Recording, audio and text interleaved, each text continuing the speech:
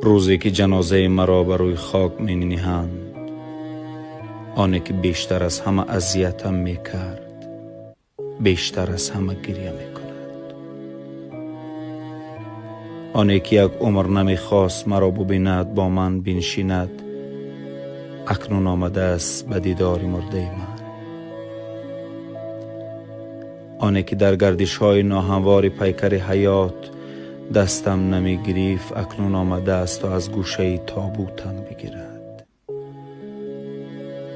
آنی که برای سلامم علیک نمی گفت، اکنون بالای سر من ایستاده است و می گوید خدا رحمت و مغفرتت کند. مرده ها را دوست داری کاری آسان است، زنده ها را سخت و مشکل دوست باید داشت.